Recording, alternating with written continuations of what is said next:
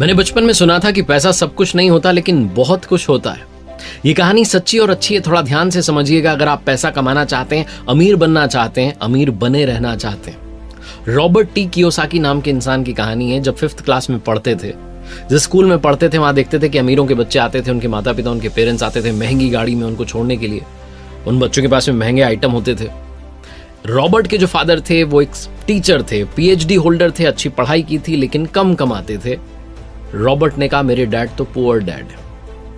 Robert घर पर गए एक दिन स्कूल से परेशान होकर के, यही सोचते जा रहे थे कि मेरे पास में ये सब चीजें क्यों नहीं है, मेरे पापा कार से छोड़ने क्यों नहीं आते हैं। जाकर के पापा से कहा कि पापा अमीर कैसे बन सकते हैं। तो पापा ने कहा यूज योर हेड, अपना दिमाग चलाओ। छोटा बच्चा 5th क्लास का क्या करता, अपने दोस्त माइक के पास में गया और उससे कहा कि आओ थोड़ा पैसा कमाते हैं। आसपास के एरिया में जितना टूथपेस्ट था, जितनी वो टूथपेस्ट की ट्यूब होती है वो थी खाली वाली, उसको लेकर के आए। स्टील का बर्तन गैस पर रखा, गर्म पानी जो था उबलने के लिए छोड़ दिया, उसमें उसको डाल दिया और कुछ कोशिश में लगे थे। रॉबर्ट के फादर, रियल फादर जो है, घर पर आते हैं तो देखते हैं कि बच्चे क्या कर रहे हैं। उन्होंने कहा क्या कर रहे हो? तो रॉबर्ट कहते हैं कि पापा हम मनी कॉइन्स बनाएंगे, इससे सिक्के बनाएंगे। वो हंसने लगते हैं और कहने लगते हैं कि ये इल्लीगल है, ये नहीं करना चाहिए। फिर रॉबर्ट को लेकर के बैठते हैं अलग से और कहते हैं बेटा तुमने उस दिन सवाल पूछा था कि अमीर कैसे बन सकते हैं। मैंने मेरी लाइफ में पैसे के बारे में सोचा ही नहीं, एक नौकरी के बारे में सोचा, नौकरी करता रहा। पैसा ज्यादा कैसे कमा सकते हैं तो ख्याल ही नहीं आया। तुम्हारा जो दोस्त है माइक, उसके फादर बिजनेसमैन है। माना वो सिर्फ 8वीं पास है, मेरी तरह इतनी उन्होंने पढ़ाई नहीं की, सिर्फ 8वीं पास है, लेकिन वो तुम्हें बता सकते हैं कि अमीर कैसे बनते हैं। 9 साल का बच्चा माइक के डैड के पास जाता है, जिन्हें कहता है रिच डैड, और उनसे समझना शुरू करता है। कहानी की शुरुआत होती है, 30 साल तक समझता है, फाइनेंशियल जो एजुकेशन है वो उससे मिलती है और कमाल करके दिखाता है। रॉबर्ट टी कियोसाकी, जिनकी किताब है रिच डैड पुअर डैड, उसकी समरी आपको समझाने का प्रयास कर रहा हूं इस छोटे से वीडियो में। लर्निंग सीरीज आप देख रहे हैं, सीखोगे नहीं तो जीतोगे कैसे। मेरा नाम है आरजे कार्तिक। इससे पहले कि क्या सीखना चाहिए rich dad poor dad book से, मैं आपको बताना चाहता हूं कि जो इसके ऑथर हैं रॉबर्ट टी कियोसाकी, उन्होंने इस बुक में ये भी बताने की कोशिश की कि मेरे जो फादर थे, यानी कि जिनको वो रिच डैड कह रहे हैं, यानी कि दोस्त के फादर, और पुअर डैड यानी कि उनके रियल फादर, उनकी सोच में कितना डिफरेंस था। बचपन में वो बोलते हैं कि मैं सोचा करता था, कंफ्यूजन था, क्योंकि मैं छोटा था, मैं समझ नहीं आता क्या करें। रिच डैड की सुननी चाहिए, पुअर डैड की सुननी चाहिए, क्योंकि पैसों के बारे में दोनों का जो एटीट्यूड था, जो पर्सपेक्टिव था, वो बिल्कुल डिफरेंट था। हालांकि दोनों ही चाहते थे कि रॉबर्ट लाइफ में ग्रो करे। उनके पुअर डैड यानी कि रियल डैड जो थे वो ये कहते थे कि हम ये नहीं ले सकते हैं, हम वो नहीं ले सकते हैं, लेकिन जो रिच डैड थे उन्होंने ये लाइन कभी कही नहीं। जो पुअर डैड थे वो कभी भी डिनर टेबल पर डिस्कस करना पसंद नहीं करते थे पैसे के बारे में, लेकिन रिच डैड जो थे वो पैसे के बारे में डिस्कस करते रहते थे। जो रिच डैड थे वो ये कहते थे कि तुम्हें अपने आप से पूछना चाहिए, मान लो तुम्हें कोई चीज पसंद आ गई तो तुम्हें अपने आप से पूछना चाहिए कि इस चीज को कैसे ले सकते हैं। कई बार हम ये सोचते हैं कि तो मेरे बस की बात नहीं है और दिमाग को वहीं पर स्टॉप कर देते हैं, दिमाग उस बारे में सोचना ही बंद कर देता है, फाइल क्लोज हो जाती है। लेकिन अगर आप रिच डैड की बात माने, उनकी बात को फॉलो करें, तो वो कहते हैं कि आपको अपनी ब्रेन को काम पर लगाना चाहिए कि इस चीज को कैसे खरीदा जा सकता है। जैसे ही आप दिमाग को ये कहते हैं, दिमाग अपना काम करना शुरू कर देता है, ब्रेन की एक्सरसाइज होना जो है वो शुरू हो जाती है। इसलिए आप हमेशा अपने दिमाग को एक्टिव रखना चाहिए। पुअर डैड का ये मानना था कि रिस्क नहीं लेनी चाहिए, और रिच डैड ये कहते हैं कि रिस्क को मैनेज करना आना चाहिए। एक टर्म है कैलकुलेटिव रिस्क, वो लेनी चाहिए। पुअर डैड कहते थे कि बहुत सारी पढ़ाई करो, डिग्री लो, एक सिक्योर्ड जॉब करो। रिच डैड कहते थे कि पढ़ाई करो और पैसा कैसे काम करता है वो सीखो। पैसे के लिए काम मत करो, बल्कि उस पैसे को काम पर लगाना शुरू करो। तो 19 साल की उम्र में रॉबर्ट यानी कि इस बुक के जो ऑथर हैं वो डिसाइड कर लेते हैं कि रिच डैड की सुनेंगे, पैसों के बारे में सीखेंगे और लाइफ में ग्रो करते जाएंगे। अब क्या सीखने समझने वाली बात है, आइए उसके बारे में बात करते हैं।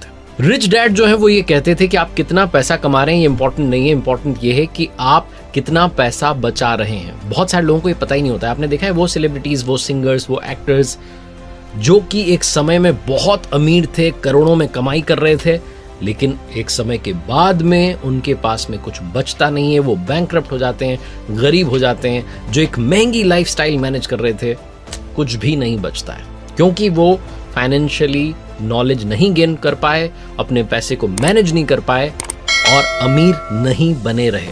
Rich dad poor dad book जो है आपको यही सिखाती है कि अमीर बनना और अमीर बने रहना दोनों में बहुत सारा अंतर होता है। अगर आप थोड़ा समझना चाहते हैं, इस कैश फ्लो को समझना चाहते हैं, तो सबसे पहले आपको एसेट के बारे में, लायबिलिटीज के बारे में समझना होगा। रिच डैड कहते हैं कि एसेट जो है वो आपकी जेब में पैसा डाल रहा है, लायबिलिटीज जो है वो आपकी जेब से पैसा निकाल रही है। अगर आप अमीर बनना चाह रहे हैं तो एसेट आपको खरीदनी होंगी, अगर आप मिडिल क्लास और लोअर क्लास लाइफ जीना चाह रहे हैं तो आपको लायबिलिटीज खरीदनी होंगी। कोई भी अमीर आदमी चाहे पढ़ा लिखा ना हो, जैसे कि रिच डैड जो है वो सिर्फ 8वीं पास है, लेकिन वो फाइनेंशियली लिटरेट होता है, फाइनेंशियली साउंड होता है, उससे सब कुछ मालूम होता है कि पैसा कैसे काम करता है, पैसे को कहाँ लगाना चाहिए और कितना मुझे बेनिफिट हो सकता है। हर आदमी की लाइफ में एक इनकम स्टेटमेंट, बैलेंस शीट और कैश फ्लो होता है। इनकम स्टेटमेंट को एक तो इनकम और एक्सपेंसेस में जो है उसको डिवाइड किया जाता है, जो बता रहा है कि कितना आ रहा है और कितना जा रहा है। बैलेंस शीट में भी 2 पार्ट होते हैं, एक एसेट होता है, दूसरा लायबिलिटीज होता है। तो आपके एसेट जो है आपके लिए पैसा बना रहे हैं, आपको पैसा कमा के दे रहे हैं, जैसे कि जमीन है, शेयर मार्केट है, या आपने बॉन्ड्स में पैसा लगाया, या आपकी इंटेलेक्चुअल प्रॉपर्टी है। लायबिलिटीज जो है इसका मतलब कि आप सिर्फ और सिर्फ लोन चुका रहे हैं। तो सबसे पहले समझते हैं गरीब आदमी का कैश फ्लो। गरीब आदमी का जो कैश फ्लो है उसकी सिर्फ और सिर्फ जो सोर्स ऑफ इनकम है वो उसकी सैलरी है, यानी कि तनख्वाह है। तनख्वाह एक तय समय पर आती है और जैसे ही आती है एक्सपेंसेस शुरू हो जाते हैं। एक्सपेंसेस में उसे घर का किराया देना है, खाना है, कपड़े हैं, सारा का सारा पैसा एक्सपेंसेस में चला जाता है। उसके पास में नील बटा सन्नाटा बचता है। गरीब आदमी की बैलेंस शीट देखेंगे तो जो एसेट्स का कॉलम है वो हमेशा ब्लैंक रहता है, लायबिलिटीज में ही उसका सारा पैसा जो है चला जाता है, यानी कि इनकम आती है और चली जाती है, रुकता कुछ भी नहीं है। ये होता है गरीब आदमी का कैश फ्लो। गरीब आदमी के कैश फ्लो को और मिडिल क्लास आदमी के कैश फ्लो को अगर आप समझेंगे तो ज्यादा डिफरेंस नहीं दिखेगा, क्योंकि यहां पर भी एसेट का कॉलम खाली है। जो मिडिल क्लास लोग होते हैं उनका एक सेट पैटर्न होता है, शादी हो जाती है, उसके बाद में किसी नए शहर में जॉब की तलाश में चले जाते हैं, वहां एक किराए का घर लेते हैं। किराए का घर लेने के बाद में लगता है कि अब अपना घर बनाना चाहिए, अपने घर के लिए पैसा कमाना है, पैसा कमाना है, पैसा कमाना है। थोड़ा सा जो है वो एक डाउन पेमेंट की जितना पैसा जो है वो इकट्ठा करते हैं, फिर घर की जो है डाउन पेमेंट देते हैं, फिर शुरू हो जाता है लोन। और लोन तो चल ही रहा है, साथ साथ उस घर को सजाना चाहते हैं, इंटीरियर पर खर्चा करते हैं, फर्नीचर अच्छा लेना है, दूसरा सामान लेना है, कार अच्छी लेनी है। कुल मिलाकर के लायबिलिटीज का जो कॉलम है उसको भरते चले जाते हैं। Car loan, home loan, credit card loan, बहुत सारे लोन जो है वो चलते चले जाते हैं। पैसा आता तो है, इनकम आती तो है सैलरी के रूप में, लेकिन वो सीधी आकर के लायबिलिटीज में चली जाती है, बचता कुछ भी नहीं है। एसेट का कॉलम पूरी तरीके से खाली रह जाता है। अब समझते हैं अमीरों का कैश फ्लो आखिर होता कैसा है। जो अमीर है उनका कैश फ्लो क्या होता है। अगर आप इनकम वाला कॉलम देखेंगे तो उसमें भी 3-4 चीजें हैं, सिर्फ सैलरी पर ही डिपेंडेंट नहीं है। इंटरेस्ट जो है उसका पैसा आ रहा है, कैपिटल गेन जो है उसका पैसा आ रहा है, डिविडेंड जो है उसका पैसा आ रहा है, रॉयल्टीज का पैसा आ रहा है। और जब बात करते हैं एक्सपेंसेस की तो वही एक्सपेंसेस जो सबके हैं, टैक्स भी देना है, खाना भी है, कपड़े भी हैं, बच्चों की एजुकेशन भी है, ये सब तो है ही। लेकिन जब आप बैलेंस शीट की तरफ जाएंगे तो आपको दिखेगा कि लायबिलिटीज में बहुत कम है और एसेट्स में बहुत सारा है। लायबिलिटीज में क्रेडिट कार्ड है और लोन है, क्योंकि अगर आप बिजनेस कर रहे हैं तो लोन तो आपको लेना ही है, आपके पास में खर्चा भी होगा तो आपको पैसा तो चाहिए ही। एसेट्स की अगर बात करें तो वहां पर स्टॉक्स हैं, बॉन्ड्स हैं, इंटेलेक्चुअल प्रॉपर्टीज हैं और भी बहुत कुछ है, साथ में बिजनेसेस तो चल ही रहे। तो कुल मिलाकर के जो अमीर व्यक्ति होता है उसका सारा और सारा ध्यान होता है एसेट वाला जो कॉलम है उसको बड़ा करने में। जो गरीब है और जो मिडिल क्लास है उनको लगता है कि लायबिलिटीज जो है उसमें आनंद है, थोड़ा बहुत पैसा भी बच रहा है तो कहीं और खर्च करते हैं, घूम कर आ जाते हैं, पैसा जो है ज्यादा से ज्यादा खर्च करते हैं, अपने पास नहीं रखते हैं। उन्हें उस पैसे का सही इस्तेमाल करना नहीं आता। अगर उनके पास में पैसा भी आ गया है तो वो तुरंत उसे अपने पास से बाहर भेजना चाहते हैं किसी ऐसी जगह पर, कई बार तो बिना सोचे समझे डिसीजन लेते हैं और वो ऐसी जगह पर पैसा चला जाता है कि जाकर के फंस जाता है। 10 साल 15 साल के बाद में देखते हैं तो उस पैसे से ज्यादा ग्रोथ नहीं मिलती है। वो उसी रैट रेस में, जिसे कहते हैं ना रैट रेस, उसी में घूमते रहते हैं। पैसा कमाना है, खर्चे हैं, वापस से पैसा कमाना है, खर्चे हैं, नील बटे सन्नाटा आखिरी में लाइफ हो जाती है। इसलिए हमेशा एसेट वाला जो कॉलम है उसकी तरफ ध्यान दीजिए अगर आप रिच डैड की सुनना चाहते हैं। अमीर लोग जो होते हैं उनका इनकम सोर्स 3 टाइप का होता है। पहला ऑर्डिनरी यानी कि सैलरी, वो तो है ही। दूसरा है पैसिव यानी कि रियल एस्टेट से जो पैसा कमाया है, जहां आप रहें ना रहें, ध्यान दें ना दें, पैसा आता रहेगा। और तीसरा है पोर्टफोलियो यानी कि शेयर मार्केट और सरकारी बॉन्ड से जो पैसा कमाया है वो भी। दुनिया में जितने अमीर लोग हैं, चाहे वो जेफ बेजोस हो, चाहे इस बुक के ऑथर हो, चाहे जो फॉर्मर प्रेसिडेंट है अमेरिका के डोनाल्ड ट्रंप हो, ये सब अमीर क्यों बने? क्योंकि इनका पैसा, ये चाहे उस जगह पर थे या नहीं थे, पैसा ग्रो कर रहा था, पैसे से पैसा बनता चला जा रहा था। जो आम आदमी होता है, जो गरीब आदमी होता है, जो मिडिल क्लास आदमी होता है, वो पैसे से सिर्फ और सिर्फ खर्चा करना जानता है, वो पैसे की नॉलेज नहीं रखता, फाइनेंशियल एजुकेशन जो है वो नहीं रखता है, और इस चक्कर में उसे बड़ा सारा नुकसान उठाना पड़ता है।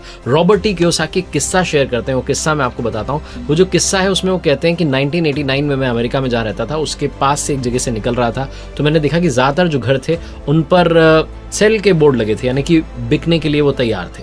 उस समय अमेरिका में रिसेशन आ गया था, शेयर मार्केट टूट चुका था और वहाँ की रियल एस्टेट जो मार्केट थी वो भी बहुत ख़राब हालत में थी। तो इन्होंने देखा कि एक घर के नोटिस बोर्ड पर बहुत दिनों से सेल का जो था बोर्ड लगा हुआ था। उस घर के मालिक से जाकर के मिलते हैं और पूछते हैं कितने में बेच रहे हो, तो कहते हैं कि मैंने तो बेचने के लिए लगाया लेकिन कोई खरीदार आ ही नहीं रहा है।